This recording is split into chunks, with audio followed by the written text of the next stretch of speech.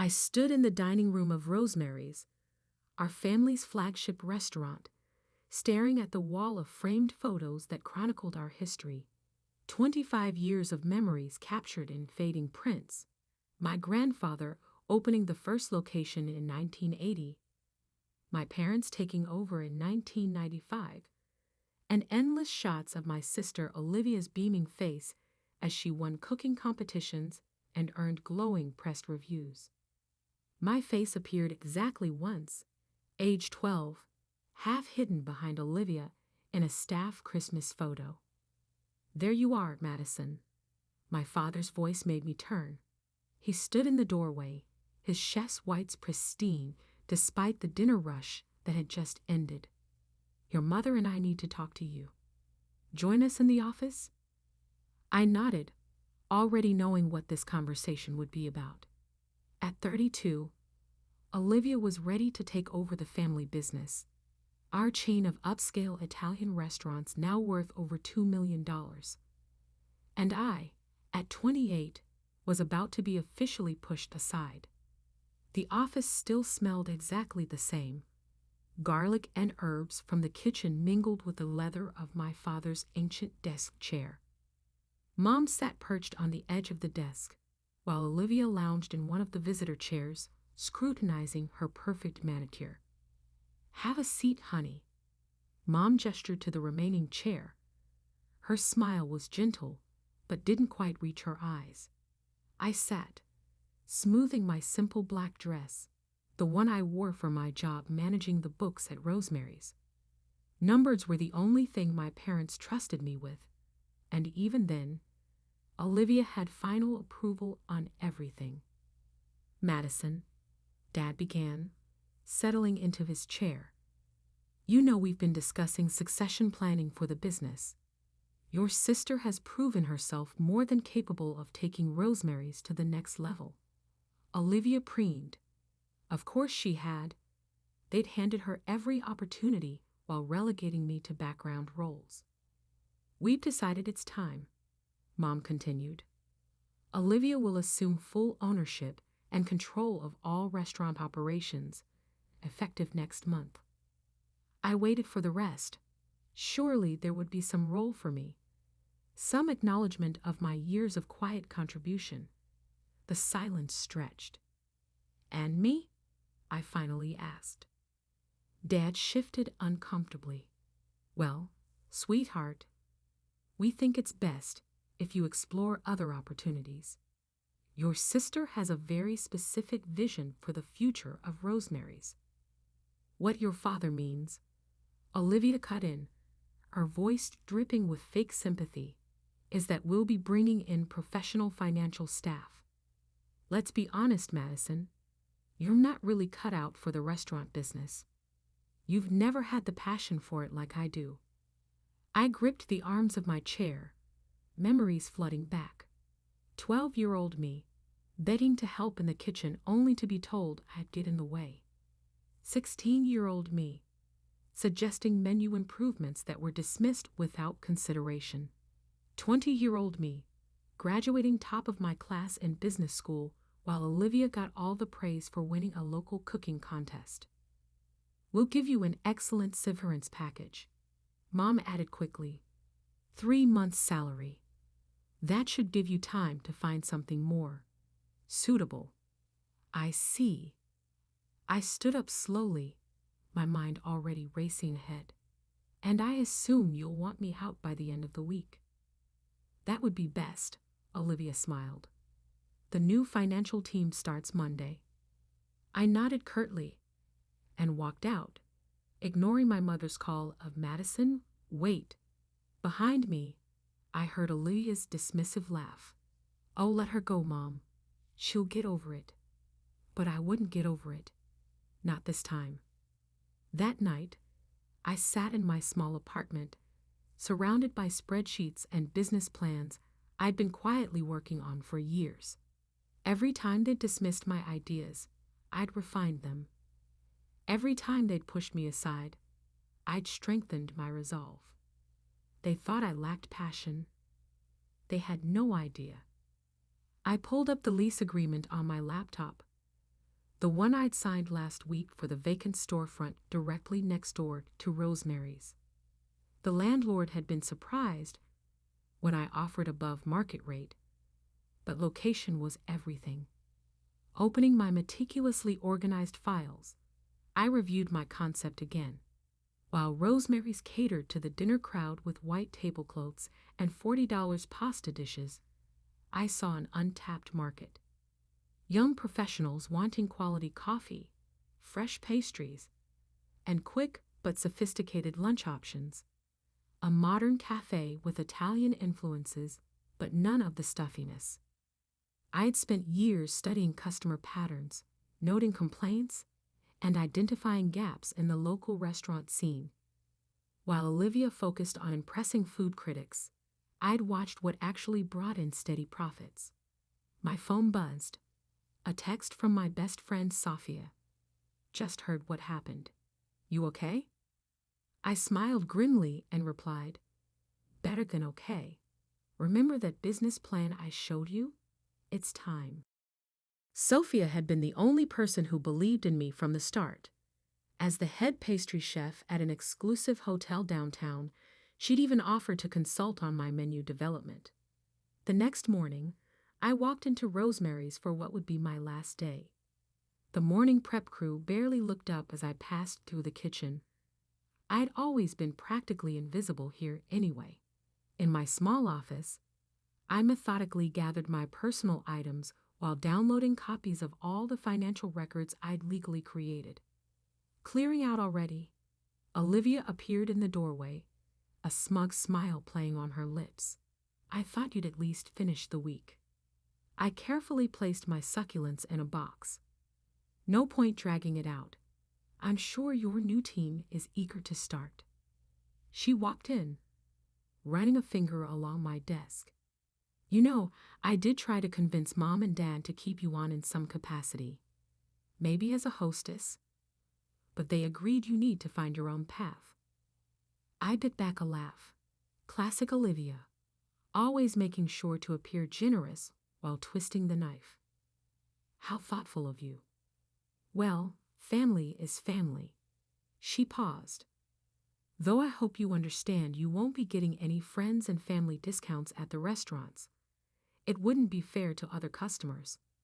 Don't worry, I said, picking up my box. I won't be eating here anymore. Her smile faltered slightly at my calm tone. She'd expected tears, pleading, anything but this quiet confidence.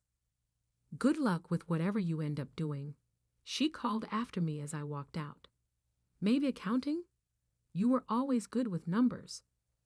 If she noticed me smiling as I left, she probably assumed I was holding back tears. She had no idea. The next few months passed in a blur of activity.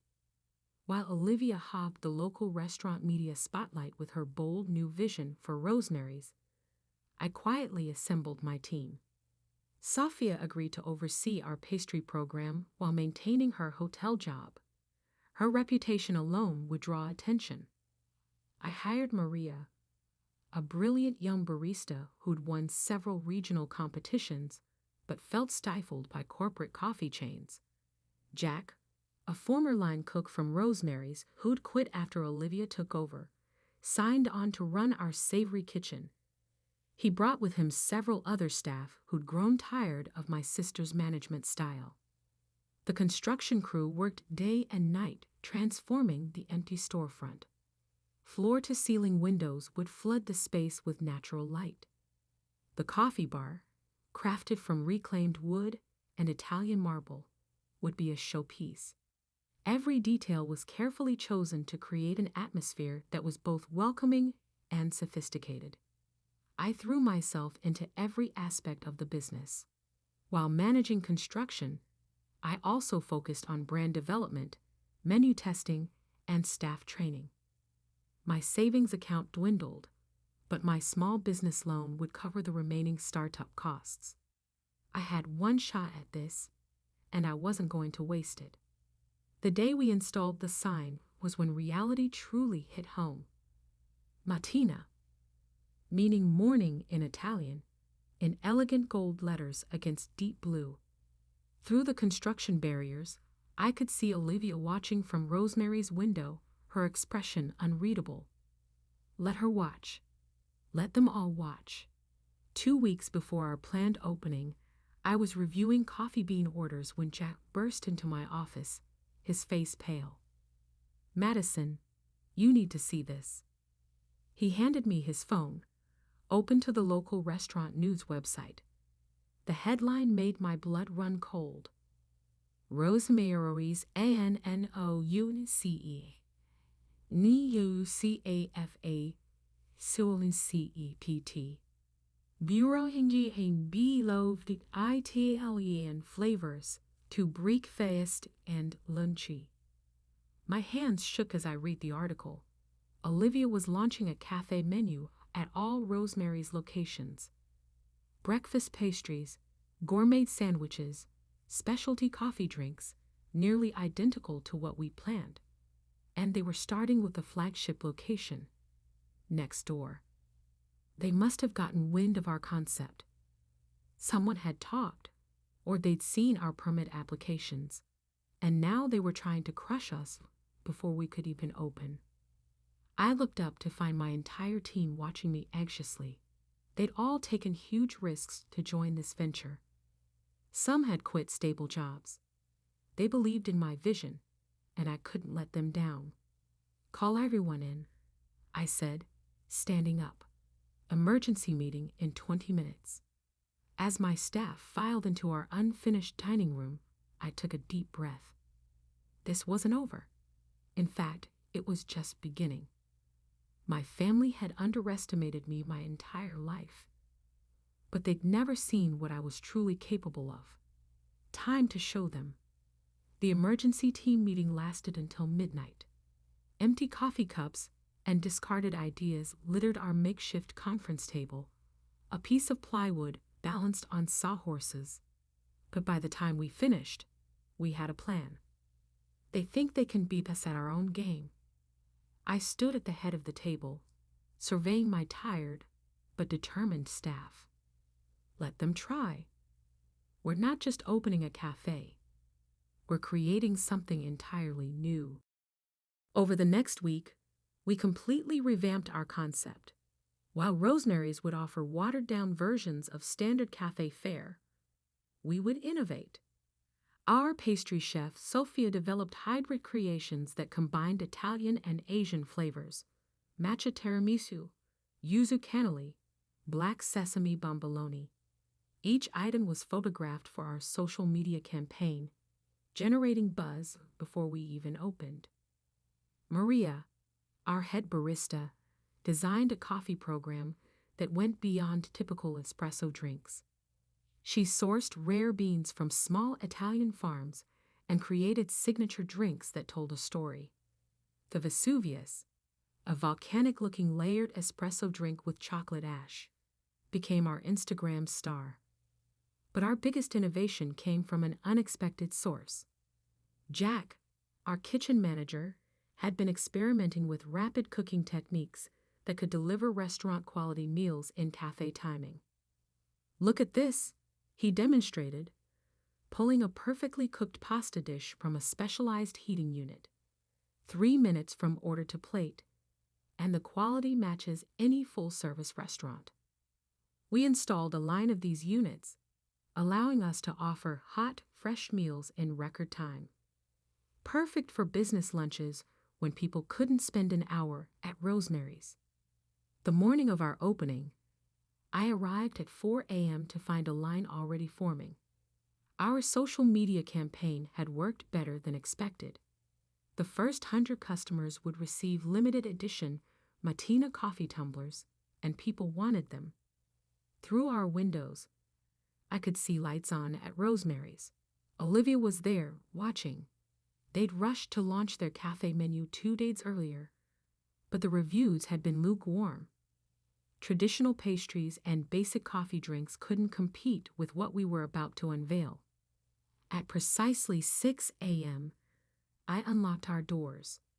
The space was stunning, modern yet warm, with that reclaimed wood and marble bar as our centerpiece. The aroma of freshly baked pastries and specialty coffee filled the air. "Welcome to Matina," I greeted the first customers, a group of young professionals headed to nearby offices. Their eyes widened as they took in the display case filled with Sophia's creations. "Are those yuzu cannoli?" One woman pressed her face against the glass. "I saw these on Instagram." By 7 a.m., we had a constant line of 30 people. By noon, we'd sold out of most pastries and had to rush additional batches. Our quick-service pasta dishes were a huge hit with the lunch crowd, many of whom had walked out of Rosemary's when told about their 45-minute wait time. I was expediting orders when I saw them, my parents and Olivia, walking through our doors. They tried to look casual, but I could see them scrutinizing everything: the innovative menu, the efficient service, the full tables, the constant line. Olivia picked up a menu, her perfectly manicured fingernails gripping the recycled paper. "Fast casual Italian fusion." She sniffed. "Hardly authentic." I stepped out from behind the counter, radiating calm confidence. "Can I help you find something?" "The black sesame bomboloni are our best seller this morning." "Madison," my mother started, then faltered as she looked around the busy cafe. This wasn't the failing business they'd expected to find. My father cleared his throat. "Interesting concept you have here, though I'm not sure it fits with the neighborhood's character." I gestured to our packed dining room. "The neighborhood seems to disagree. Now, if you'll excuse me, we have customers waiting." They left without ordering, but I knew this wasn't over. Olivia's face had that look, the one she got when plotting something. Sure enough, 2 days later, Rosemary's announced they were slashing their breakfast and lunch prices by 30%. "They're trying to undercut us," Jack worried, showing me their new menu. "We can't match those prices and stay profitable." "We don't need to," I assured him. "Quality speaks for itself." I was right. Despite Rosemary's price cuts, our business kept growing. Word spread about our unique offerings and quick service. Food bloggers raved about our fusion pastries. Local offices started ordering catering. We had lines out the door every morning. Then came the call that changed everything. "Ms. Bennett." The voice was crisp, professional. "This is Marcus Chin from Venture Capital Partners. We've been hearing interesting things about Matina. Would you be open to discussing expansion opportunities?" I sat down, my hands shaking slightly. This was it, the chance to grow beyond what my family thought possible. But first, I had to handle a more immediate crisis. Sophia burst into my office, her chef's coat dusted with flour. "Madison, we have a problem. Someone's been trying to poach our staff, offering double salary to work at Rosemary's new cafe division." I smiled grimly. Of course, Olivia would try this tactic. Call a staff meeting. Time to let everyone in on phase 2 of our plan. The next morning, I walked into the VC meeting with a detailed expansion proposal, not just for 1 or 2 new locations, but for a complete reimagining of the quick-service dining industry. "Our goal isn't to compete with traditional restaurants," I explained, pointing to my projections. "We're creating a new category entirely. High-end quality with fast casual efficiency. And we can replicate this model anywhere." Marcus leaned forward, intrigued. "And your current location's numbers support this?" I handed him our first quarter financials. His eyebrows rose as he reviewed them. "Very impressive. But I have to ask, what about competition? Particularly from established local restaurants." He was diplomatic, but I knew he meant Rosemary's. "Competition drives innovation," I said confidently. "We've already proven we can succeed against established players." Now we're ready to expand that success. 2 weeks later, I signed the investment deal. $10 million in first-round funding with an aggressive expansion plan. We would open 5 new locations in the next year, each with our signature blend of quality, speed, and innovation. The news hit the local restaurant scene like a bombshell. Olivia's attempts to copy our concept suddenly looked small and derivative. Everyone was talking about the future of dining, and Martina was leading the conversation. Walking into work the morning after the announcement, I found an envelope on my desk. Inside was a note in my mother's handwriting. "Perhaps we should talk." "Mom." I tucked the note away without responding. They'd had years to talk, years to see my potential. Now they could watch what happened next. The first new Martina location opened 4 months later in the heart of the financial district. The line on opening day stretched for 3 blocks. 2 months after that, we launched in the trendy arts district, adding evening hours and a wine program. Each new location brought innovations. We introduced automated ordering systems that remembered customer preferences. Our kitchens became models of efficiency, delivering complex dishes in minutes. The press started calling us the future of Italian dining. Rosemary's, meanwhile, struggled to keep up. Their attempts to modernize felt forced and confused their traditional customer base. I heard through industry gossip that their profits were dropping. Then came the headline that shook the local restaurant world. Rosemary closes 2 locations. Traditional restaurant chain faces modern dining challenges. Seeing that article, I felt no joy. This hadn't been about destroying my family's business. It was about building something true to my own vision, something that would make a real difference in the industry. That evening, as I was reviewing plans for our 6th location, my office phone rang. The caller ID showed Olivia Bennett. I stared at the phone for a long moment, thinking about everything that had led to this point. Then calmly, I picked up the receiver. "Madison?" Olivia's voice wavered, lacking its usual confidence. "We need to talk." I leaned back in my chair, looking out at the city lights. In the reflection of my office window, I could see the gleaming signs of 3 Martina locations. "I'm listening." "Can we meet? In person?" She paused. "Please, it's important." An hour later, I sat across from Olivia at a neutral location, an upscale bar downtown. She looked different, somehow smaller. The perfectly curated appearance remained, but stress had left its mark. "We're losing everything," she said without preamble, staring into her untouched wine. "Rosemary's is failing. 2 locations closed, and the others are barely breaking even. The banks are threatening to call our loans." I took a measured sip of my drink. "I'm aware of your situation." "Of course you are." She laughed bitterly. "You probably knew before we did. You always were better with numbers." "What do you want, Olivia?" She straightened, composing herself. "We want to propose a merger. Rosemary's and Martina. Combined resources, shared expertise." We cold. "No." The word came out sharp and final. "You haven't even heard the terms." "I don't need to." I set my glass down carefully.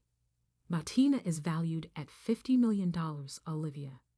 We're opening our 15th location next month, with 30 more planned for next year. We don't need Rosemary's resources or expertise. We're still family," she whispered. "Are we? When was the last time you treated me like family?" She flinched. "I know we make mistakes." "Mistakes?" I cut in. "You systematically pushed me aside for years. You took every opportunity to belittle me, to remind me." I wasn't good enough.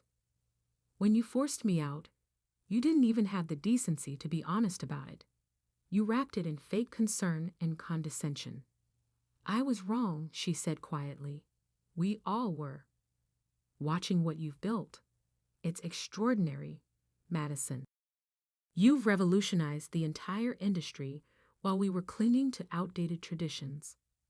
I studied her face, searching for the manipulation I'd grown so accustomed to seeing. But for once, my sister seemed genuine. Here's what I'll offer, I said finally. Not a merger. Matina remains independent, but I'll buy the original Rosemary's location, the one grandfather built. I'll keep the name and some signature dishes, but modernize the concept. A single high-end dinner venue to complement our fast casual empire. And the other locations? Close them. They're not viable anymore. Use the sale proceeds to pay off your debts. After that, if you're interested, we might discuss a position at Matina. Entry level. No special treatment. You'd have to earn any advancement. Her eyes widened. You'd really give me a chance? After everything? Everyone deserves a chance to prove themselves. I had to build mine from nothing. You'll at least have a foundation. 2 days later, I sat in my parents' living room, reviewing the sales contract for Rosemary's. My father kept shaking his head, staring at the purchase price. All these years, he murmured. We never saw. You saw what you wanted to see, I replied, initialing another page. You decided early on that Olivia was the successful one, the one with potential. You never bothered to look deeper. My mother dabbed at her eyes with a tissue. Can you ever forgive us? I paused, considering the question. I'm not angry anymore. Building Matina taught me something important. Success isn't about proving others wrong. It's about proving yourself right. The acquisition of Rosemary's flagship location made headlines in the restaurant industry. But the bigger story came 3 months later, when Matina announced our nationwide expansion plan. 100 locations across the country, plus our first international ventures in London and Tokyo. The day we opened the reimagined Rosemary's, I stood in that same dining room where the family photos hung. The wall had been redesigned, now telling a different story. Photos of grandfather still held pride of place, but alongside them were images of Matina's journey. My journey. Olivia, now 6 months into her role managing quality control for our pastry program, joined me. I heard Tokyo's opening beat all projections, she said, and London's already got a waiting list for franchises. I nodded. The Dubai team flies in next week to discuss Middle East expansion. She shook her head in amazement. A global empire built from a tiny cafe next door. You know what the irony is? If we hadn't tried to copy your concept that first day, if we just let you do your thing, Rosemary's might have survived. Maybe, but then I might not have pushed so hard to innovate. Sometimes our biggest challenges lead to our greatest successes. Later that night, after the last customers had left and the staff had gone home, I sat alone in my office reviewing expansion plans. On my desk sat a small plaque, given to me that morning by my team. It read, Madison Bennett, founder and CEO, Matina International, from a single door to a worldwide welcome. I picked up the plaque, running my fingers over the engraved words. Success wasn't just about the money, the locations, or even proving my family wrong. It was about staying true to your vision, even when no one else could see it. My phone buzzed. Photos from the Tokyo location's soft opening. The lines stretched for blocks, just like that first morning next door to Rosemary's. But now, the crowds weren't just waiting for coffee and pastries. they were waiting to be part of something revolutionary. I opened my laptop to review the latest innovation proposals from our R&D team. We were exploring AI-driven ordering systems, sustainable sourcing initiatives, and revolutionary kitchen automation. The $50 million empire was just the beginning. The sun was rising by the time I finally left the office. I passed the original Matina location, now a historical landmark in our company's story. The sign still glowed warmly in the early morning light, welcoming another day of possibilities. My family had given me nothing, believing I'd amount to nothing, but they taught me the most valuable lesson of all. The only limits that matter are the ones you accept for yourself. Standing there in the growing light, I smiled. Time to start another day of proving just how limitless those possibilities could be. The last rays of sunlight filtered through the dusty windows of Mason Gallery, casting long shadows across the empty exhibition space. I stood there, breathing in the familiar scent of oil paint and aged wood, trying to process the events of the past 24 hours. My name is Emma Mason, and yesterday, I inherited what my family considered their greatest disappointment: a failing art gallery in downtown Boston. The lawyer's office still felt vivid in my memory. The heavy mahogany desk, the ticking grandfather clock, and my brother Marcus's smugly expensive cologne filling the air. Our parents' will reading should have been a somber affair, but Marcus couldn't contain his triumph as Mr. Patterson read out the terms. To our son Marcus Mason, we leave the sum of $50 million, our Hampton estate, and controlling interest in Mason Industries. Mr. Patterson's voice had been clinical, detached. To our daughter Emma, we leave Mason Gallery and its contents. Marcus had actually laughed out loud. Finally, Dad always said you get exactly what you deserved, Emma. I can still see his perfectly tailored suit, his Italian leather shoes, the way he lounged in his chair like he owned the room. In many ways, he now did. The gallery's been losing money for years, he continued, examining his manicured nails. But hey, at least you'll have plenty of dust to keep you company. Maybe you can sell pencil sketches to tourists. The thing is, Marcus wasn't wrong about the gallery's financial situation. Mason Gallery had been struggling for the past decade.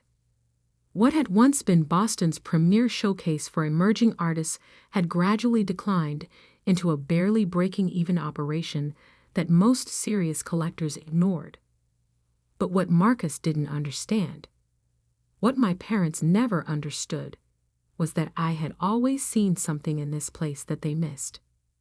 I grew up in these halls, spending countless afternoons with my grandfather, Theodore Mason, the gallery's founder. While my parents were busy grooming Marcus for the family business and my mother was planning his path to an MBA, Grandpa Theo taught me about art. Real art. Not just the price tags and investment potential that my parents fixated on, but the soul behind each piece. Emma, my dear, he would say, his eyes twinkling behind wire-rimmed glasses, remember that true value isn't always visible at first glance. Sometimes the greatest treasures hide in plain sight, waiting for the right person to discover them. Those words echoed in my mind now as I walked through the gallery's main hall. The space was beautiful, even in its current state. Soaring ceilings, classic crown molding, and huge windows that, when clean, could flood the room with natural light. But years of minimal maintenance had taken their toll. The hardwood floors needed refinishing, the walls cried out for fresh paint, and half the track lighting had burned out. I reached the back office, my footsteps echoing in the silence. This had been my grandfather's sanctuary, though my parents had eventually converted it into a sterile storage space. Filing cabinets lined the walls, and a layer of dust covered everything. But underneath it all, I could still feel Grandpa Theo's presence.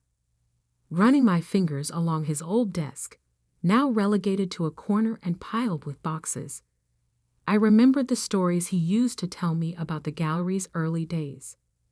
How he built it from nothing in the 1960s, turning it into a haven for artists who would later become legends. There were whispers that he had amassed an incredible private collection over the years, but after his death 15 years ago, nothing extraordinary was ever found. My parents had searched, of course. They spent months combing through the gallery, convinced that Grandpa Theo had hidden away masterpieces worth millions. They hired experts, brought in appraisers, even had the walls scanned for hidden spaces. They found nothing but the gallery's regular inventory, decent pieces, but nothing that would make headlines. Eventually, they gave up. The gallery became an afterthought, a tax write-off. They kept running out of some lingering sense of obligation to Grandpa Theo's memory. They focused on Mason Industries instead, grooming Marcus to take over the family's real legacy, while I studied art history and worked as a curator at smaller museums. A sudden draft made me shiver, pulling me back to the present. Night had fallen while I was lost in memories, and the gallery felt different in the darkness. The shapes of sculptures threw strange shadows on the walls, and the few paintings still on display seemed to watch me with knowing eyes. I was about to leave when something caught my attention, a slight unevenness in the floorboards near Grandpa Theo's desk that I had never noticed before. Kneeling down, I ran my hands over the wood. There was definitely something off about the pattern, a subtle irregularity that seemed intentional rather than the result of age. My heart started beating faster as I remembered another of Grandpa Theo's favorite sayings. The best hiding place is one that looks like it's trying to hide something else. I spent the next hour examining every inch of that floor and the surrounding area. Just when I was about to give up, my fingers found it. A tiny lever disguised as a knot in the wood. With trembling hands, I pulled it. The mechanism was so well crafted that it barely made a sound. A small section of the floorboards slid aside, revealing a narrow space underneath. Inside was a leather-bound journal, its pages yellow with age, and a single key that looked far older than the gallery itself. The journal was my grandfather's.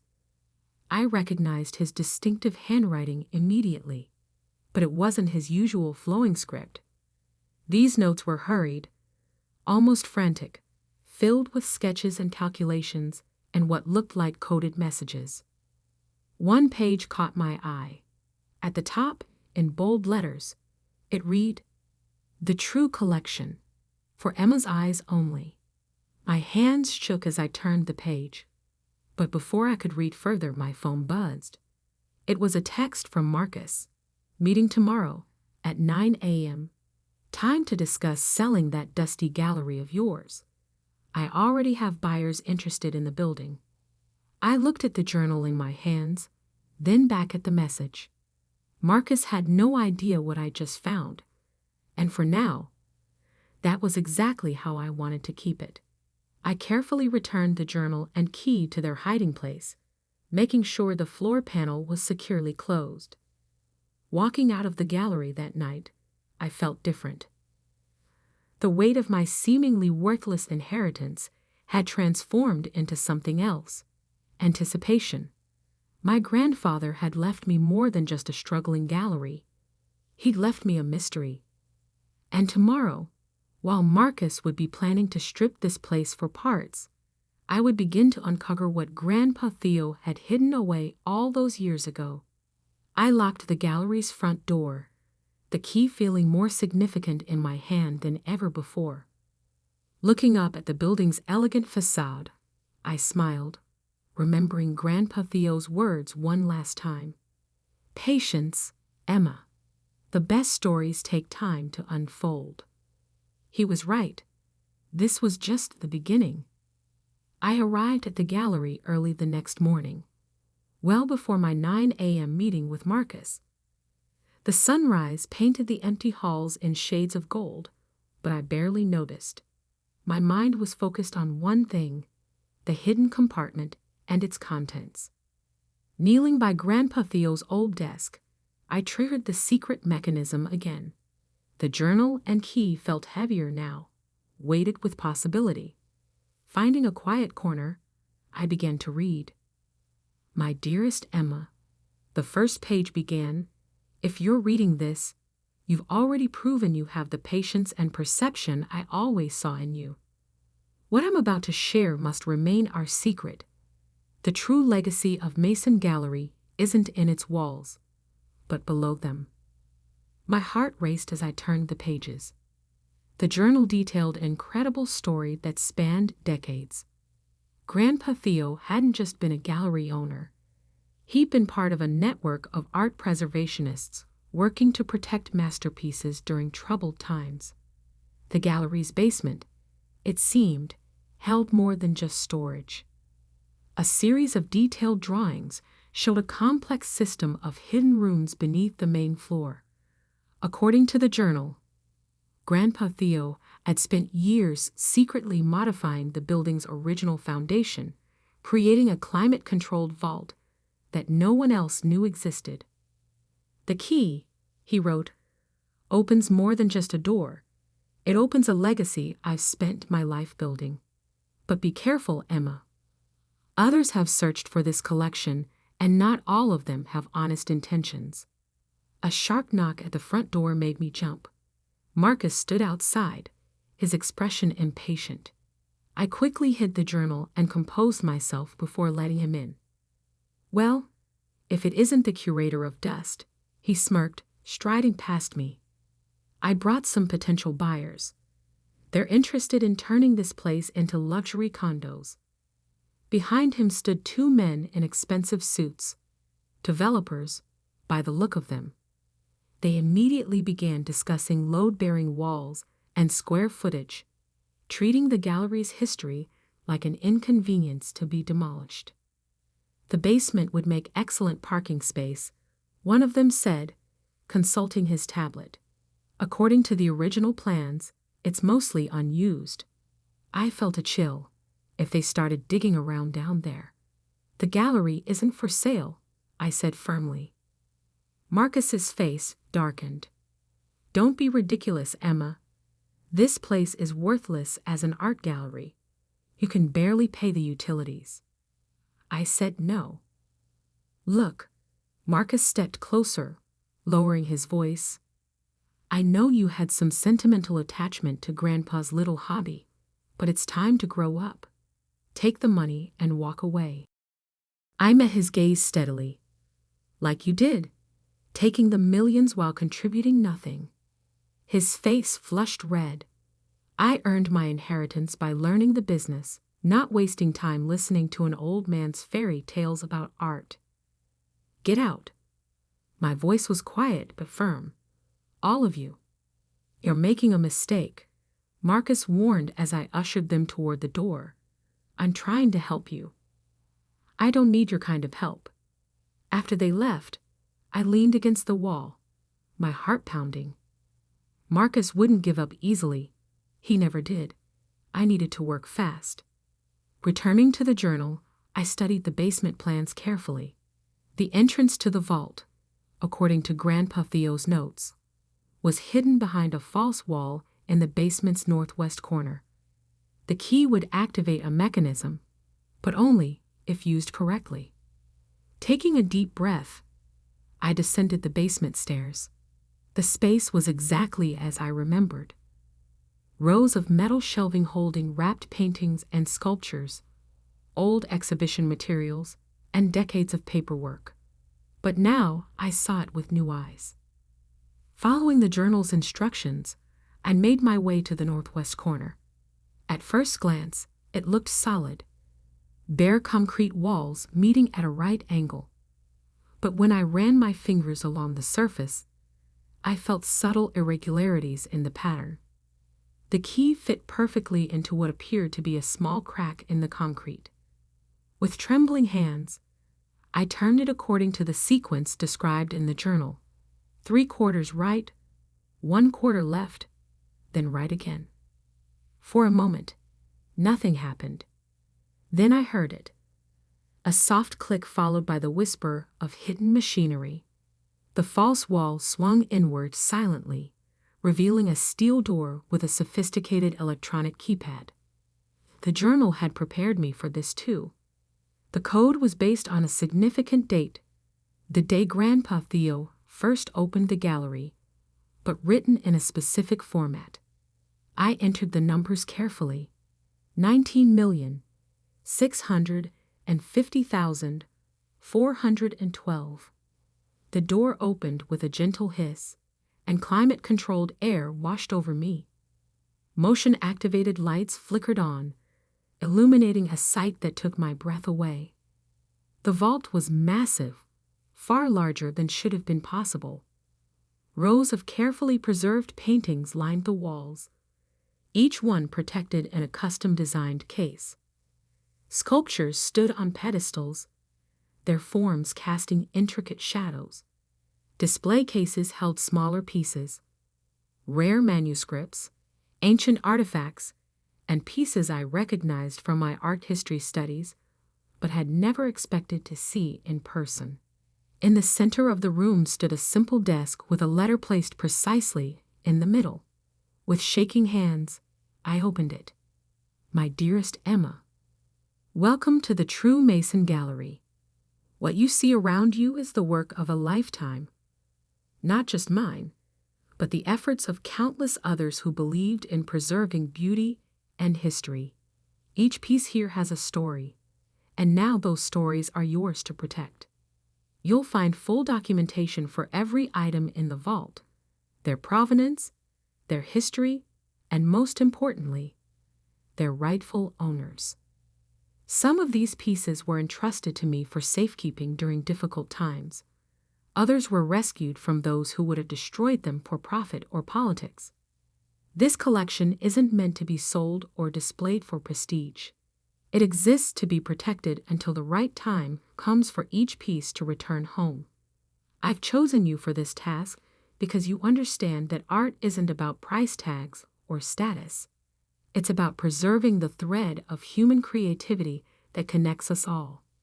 In the rear of the vault, you'll find a smaller room. That collection is different. Pieces I acquired legally over the years, carefully authenticated and documented. Those belong to you now, to do with as you see fit. They should provide more than enough resources to maintain both the gallery and the vault's mission. Be careful, be patient, and above all, be true to the responsibility you now hold. All my love, Grandpa Theo.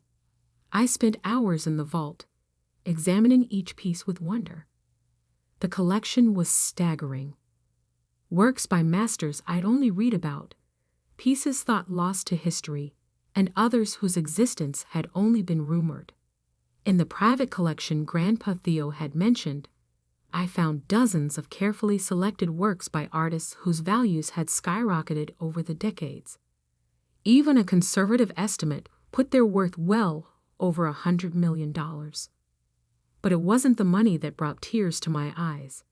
It was the trust my grandfather had placed in me, the legacy he prepared me for all those years ago without my knowing it. A notification on my phone broke the spell. Multiple missed calls from Marcus and a text. This isn't over.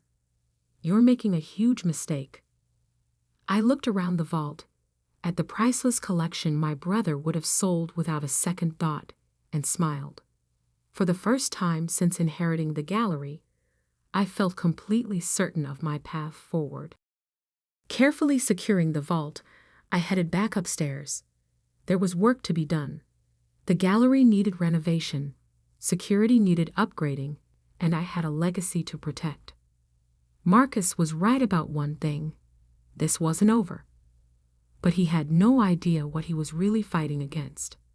While he plotted to seize what he thought was a worthless building, I was now the guardian of something far more valuable than money could measure. Looking up at the gallery's walls, I whispered, "Thank you, Grandpa Theo. I won't let you down." The next few weeks passed in a blur of activity.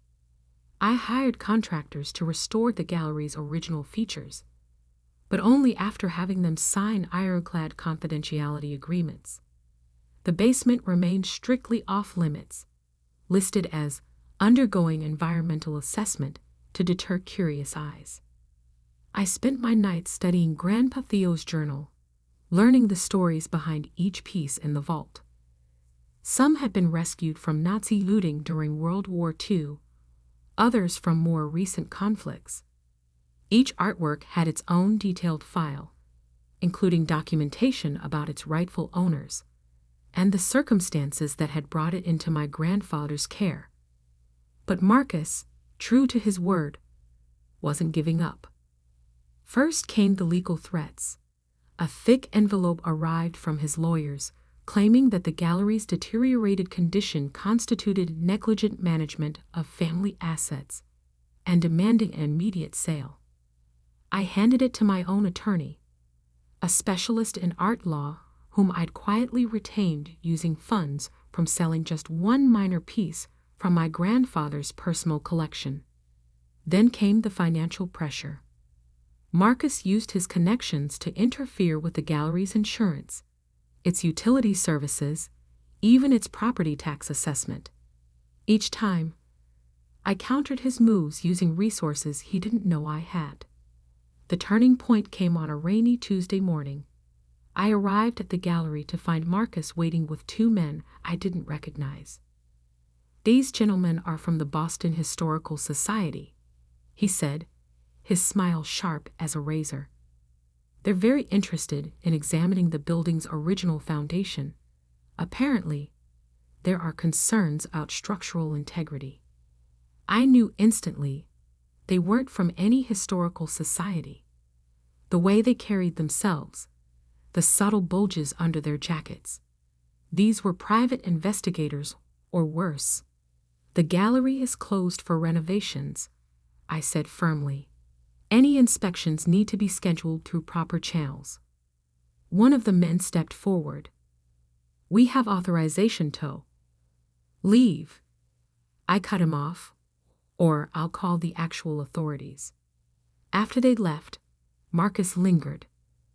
"What are you hiding, Emma? There's something in this building worth protecting, isn't there?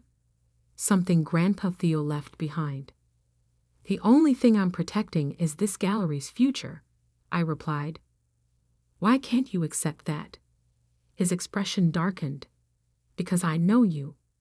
You were always his favorite, always listening to his stories. He must have told you something, left you some clue. The clue was in plain sight, Marcus. You just never cared enough to look." That night, I knew I had to accelerate my plans. Marcus was getting desperate, and desperate people make dangerous choices. I spent hours in the vault, carefully documenting everything. Then I made 3 phone calls, one to an old friend at the FBI's art crime team, one to a contact at Interpol, and one to the world's leading expert in art repatriation. 2 days later, Marcus made his move. I was working late when I heard the basement door open. Security cameras showed 3 men in dark clothing making their way down the stairs. Marcus wasn't with them, but I had no doubt who had sent them. Calmly, I pressed the silent alarm. Not the gallery's regular system, but a special one I'd had installed that connected directly to law enforcement. Then I made my way to the basement. The men were already at the northwest corner, examining the wall with professional equipment. They'd barely glanced at me when I entered. "Looking for something?" I asked. "Lady, just walk away." One of them growled. "This doesn't concern you." "Actually," I smiled, "it concerns me very much. So do the federal agents who just surrounded the building." As if on cue, voices boomed from above. FBI. This is a federal art crimes investigation. Everyone remain where you are. What followed was a blur of activity. The would-be thieves were arrested. Marcus, tracked through their phones, was picked up at his home. The search warrants revealed everything: his hired thugs, his plans for the gallery, even his connections to certain unscrupulous collectors who trafficked in stolen art. But the real surprise came the next morning. I had arranged for a special meeting at the gallery. Present were representatives from museums and cultural institutions around the world, along with officials from various governments. Together, we descended into the vault. Their gasps echoed off the walls as the lights revealed the collection. Tears flowed as long-lost masterpieces were rediscovered. Museum directors hugged each other as pieces thought destroyed were found perfectly preserved. I shared everything: Grandpa Theo's documentation, his detailed records, the stories of how each piece had come into his care. Over the next year, we would work together to repatriate every artwork to its rightful place, earning the gallery international recognition, not for what it possessed, but for what it returned. Marcus watched it all unfold from behind bars, his reputation and freedom lost to his own greed. The evidence found in his home had implicated him in other art trafficking schemes, ensuring he'd have plenty of time to reflect on his choices. As for the gallery itself, I used part of Grandpa Theo's personal collection to establish a foundation dedicated to protecting and preserving art during times of conflict. The gallery became a center for education and advocacy, teaching future generations about the importance of cultural heritage. 1 year to the day after discovering the vault, I stood in the newly renovated main hall. The space was filled with light, the original architectural details restored to their former glory. A special exhibition was opening, not of precious masterpieces, but of works by emerging local artists, just as Grandpa Theo had showcased when he first opened the gallery. In my office, once Grandpa Theo's sanctuary, I keep 2 things on my desk.